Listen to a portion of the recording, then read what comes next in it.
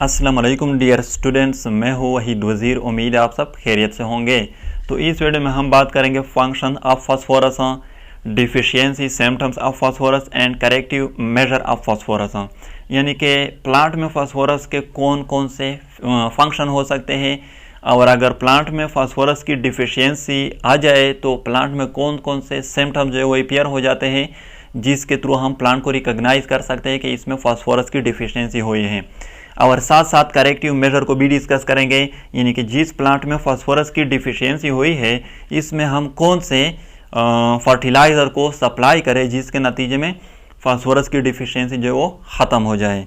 तो पहले तो ये याद रखें कि प्लांट जो है ये फास्फोरस को डायरेक्टली एब्जॉर्ब नहीं करता, प्लांट फास्फोरस को सॉल्युबल फॉर्म में एब्जॉर्ब करता है। For example H3PO4 and HPO4, इस फॉर्म में प्लांट जो है वो फास्फोरस को एब्जॉर्ब करता है। फास्फोरस के फंक्शन क्या क्या हो सकते हैं? तो जो फर्स्ट फंक्शन है फास्फोरस का वो ये है कि न्यूक्लिक एसिड का जो स्ट्रक्चर है, अगर आप लोग इसको देखें यानी कि डीएनए और आरएनए, तो इसमें फास्फोरस जो है वो मिलेगा। देखो डीएनए और आरएनए जो है ये न्यूक्लियोटाइड से बने होते हैं, और न्यूक्लियोटाइड जो है वो 3 कंपोनेंट से बना होता है। एक नाइट्रोजीनियस बेसिस है यानी कि adenine, guanine, cytosine, thymine, uracil, और एक पेंटोज शुगर जो कि 5 कार्बन कंपाउंड है, और थर्ड जो कंपोनेंट है वो है फास्फोरिक एसिड और phosphate group.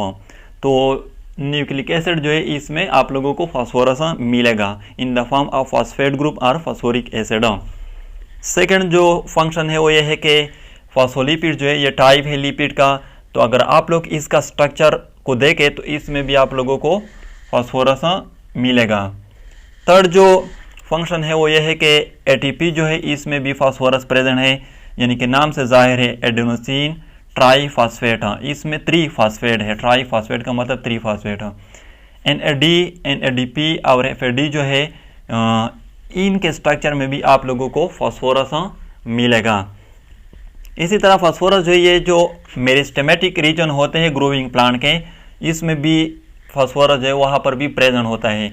Meristematic reason of plant वो रीजन होते हैं जहाँ पर मेरिस्टेमेटिक टिश्यू प्रेजेंट होते हैं। मेरिस्टेमेटिक टिश्यू कौन से टिश्यू होते हैं?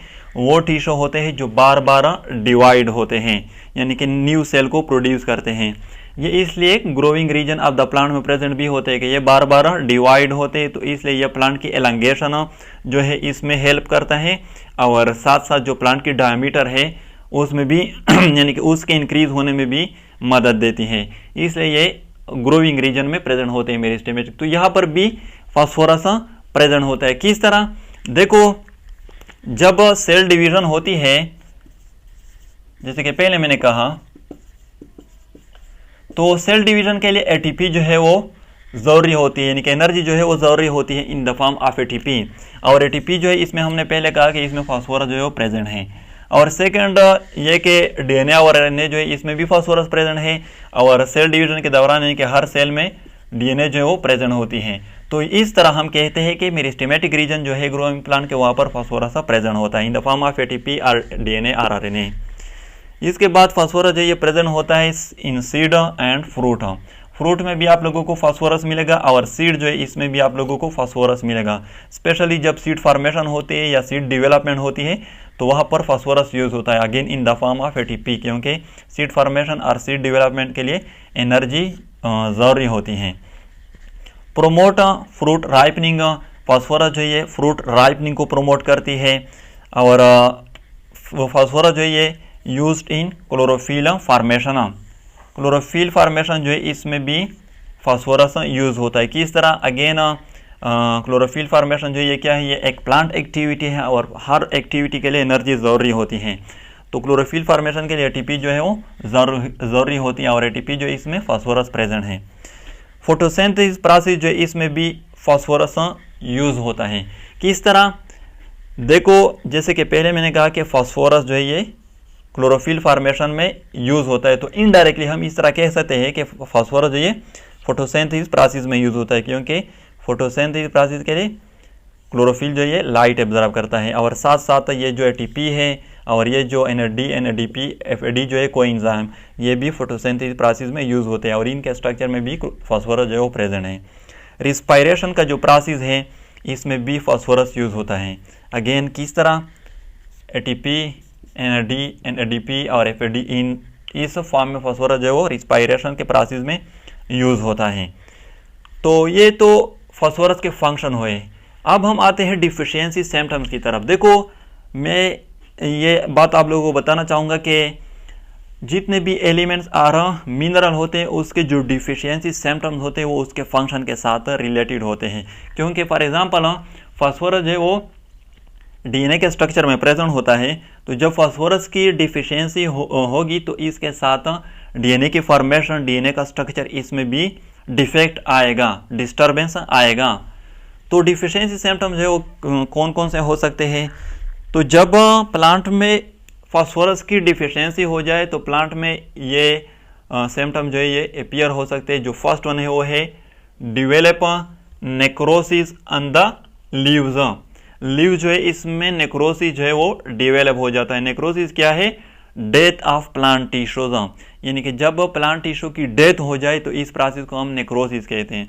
तो फास्फोरस डिफिशियंसी की वजह से किस तरह नेक्रोसिस हो सकती हैं?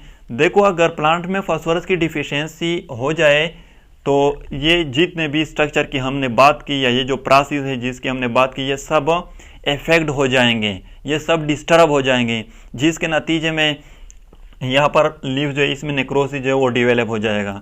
यानी कि अगर फोटोसिंथेसिस का प्रोसेस जो है ये डिस्टर्ब हो जाए तो फिर प्लांट जो है वो ग्लूकोज को प्रिपेयर नहीं कर सकेगी, तो प्लांट जो है इसको फूड नहीं मिलेगा। या रिस्पायरेशन का प्रोसेस डिस्टर्ब हो जाए तो फिर प्लांट जो है उसमें ग्लूकोज की ब्रेकडाउन नहीं होगी। तो डिफिशियंसी जो है फास्फोरस, उसका जो फर्स्ट सिम्टम है प्लांट में वो है नेक्रोसिस ऑन लीव्स। सेकंड जो है वो है plant growth stunted. Plant growth जो है वो स्टंट हो जाएगा, स्टॉप हो जाएगा, स्लो हो जाएगा। अगेन मैं वही बात करना चाहूँगा कि प्लांट जो है इसमें अगर फास्फोरस की डिफिशियंसी हो जाए तो फिर प्लांट जो है इसमें ATP की डिस्टर्बेंस हो जाएगी, NAD, NADP, FAD, इसी तरह seed, fruit, chlorophyll formation, photosynthesis, respiration, तो ये सब इफेक्ट हो जाएंगे, जिसके नतीजे में प्लांट का ग्रोथ जो है वो स्टंट हो जाएगा, स्टॉप हो जाएगा, रिड्यूस हो जाएगा। थर्ड वन जो है वो है प्रीमेच्योर लीफ फॉल आकर। प्रीमेच्योर लीव जो होते हैं, यानी कि वो लीव जो मेच्योर नहीं होते, वो मेच्योर होने से पहले गिर जाते हैं प्लांट से, तो वो भी इन फैक्टर की वजह से। और जो फोर्थ वन है वो है रेड और purple pigmentation take place in leaves. Leave जो है इसमें ग्रीन पिगमेंट जो है वो डिसअपीयर हो जाएगी, यानी कि क्लोरोसिस जो है वो हो जाएगी। क्योंकि अगर फास्फोरस की डिफिशियंसी हो जाए तो फिर क्लोरोफिल की फॉर्मेशन जो है वो डिस्टर्ब हो जाएगी, और क्लोरोफिल जो है ये प्लांट को ग्रीन कलर देता है, तो फिर ग्रीन कलर जो है वो डिसअपीयर हो जाएगा और इसके नतीजे में रेड और पर्पल पिगमेंट जो है वो अपीयर हो जाएगा। ये एक डिजीज़ है जिसका नाम है सिकल लीव्स डिजीज़। ये फास्फोरस डिफिशियंसी की वजह से होती है प्लांट में। ये किस तरह की डिजीज़ है? देखो, फॉर एग्जांपल ये हमारे साथ एक लीफ है, ये इसका मेन वेन है। तो जब इस मेन वेन के एडजेसेंट क्लोरोसिस हो जाए, यानी कि लॉस ऑफ क्लोरोफिल हो जाए, ग्रीन कलर डिसअपीयर हो जाए, तो फिर इस डिजीज़ को हम नाम देते हैं सिकल लीव्स डिजीज़, और यह फास्फोरस डिफिशियंसी की वजह से होती है प्लांट में। करेक्टिव मेजर क्या होंगे? यानी कि अगर प्लांट में फास्फोरस की डिफिशियंसी हो जाए तो हम प्लांट को कौन से फर्टिलाइज़र सप्लाई करेंगे? तो हम सप्लाई करेंगे फॉस्फेट फर्टिलाइज़र, यानी कि वो फर्टिलाइज़र हम सप्लाई करेंगे जिसमें फास्फोरस प्रेजेंट हो। तो नेक्स्ट लेक्चर में हम कोई और एलिमेंट और मिनरल को लेंगे। तो ये था फास्फोरस, इसके फंक्शन, डिफिशियंसी सिम्टम्स और करेक्टिव मेजर। अगर वीडियो अच्छी लगे तो लाइक भी करें, कमेंट भी करें। अगर अभी तक चैनल को सब्सक्राइब नहीं किया है तो चैनल को भी सब्सक्राइब करें। थैंक यू एंड खुदा हाफिज़।